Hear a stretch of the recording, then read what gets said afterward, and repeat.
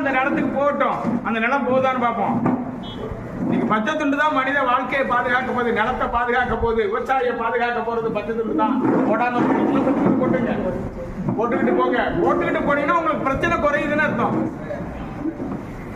நான் இங்க டோல்கேட்டுக்கு சண்டை போட்டேன், நேற்று இருந்து என்னன்னு கேட்டேன், பச்சை துண்டு போட்டவங்களுக்கு எல்லாம் ஃப்ரீயா விட சொல்லிட்டாங்களாம். கோயம்புத்தூர்ல என்னன்னு கேட்டா, நம்ம சங்கத்துல பாபு கார்டு இருக்காரு, எல்லாருக்கும் அந்த கார்டை காட்டினா போயிட்டே இருக்கலாம்.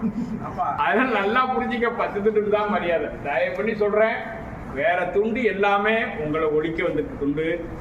வேற கலரு, வேற ஆட்சி, வேற கட்சி எல்லாமே உங்களை, நான் கட்சியில இருக்க வேணான்னு சொல்ல, ஓட்டு போடாங்கன்னு சொல்ல, கட்சி எந்த கட்சியும் நான் தப்புன்னு சொல்லல.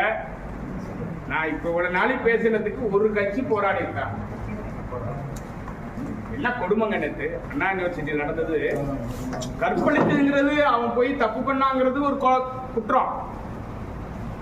ஆனா அந்த பெண்ணோட அங்க அடையாளம், முகவரி, செல்போன் நம்பர் வரைக்கும் வெளியிட்டாருங்க பாருங்க போலீஸ் ஸ்டேஷன். 25 லட்சம் அப்புறம் வீட்டுல உன்னோட மானம் மரியாதை அந்த குடும்பம் வந்து காத்துல பறக்க விட்டாங்க. யாருன்னு தெரியாம இருந்ததுல 15 பேர் போட்டுறாங்க. எவ்வளவு பெரிய கொடுமைங்க. அப்ப என்ன அர்த்தம்? எங்க ஆட்சியில நடக்கும் நிறைய தப்பு செஞ்சு, ஆனா அதெல்லாம் யாரும் வந்து போலீஸ்ல பார்த்தீங்கன்னா வெளிப்படுத்தி விட்டுருவோம். யாரும் வராத, என்ன இது சம்பந்தமா யாரும் வராத அப்படிங்கிற அச்சுறுத்தல் தானே அது. நீதிபதி கேட்கிறாரு, ஏன் இதை நீ வெளியிட்ட?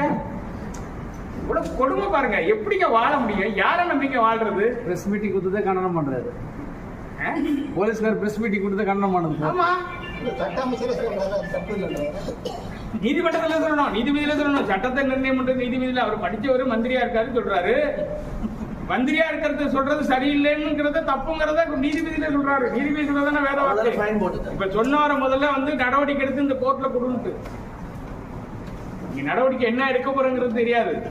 ஆனா நடவடிக்கை அவர் மேல எடுத்து கொண்டாந்து கோர்ட்ல அறிக்கை கொடுக்கணும்னு சொல்லியிருக்கு. ஒழுங்குமுறை நடவடிக்கை சொல்லிட்டாங்க.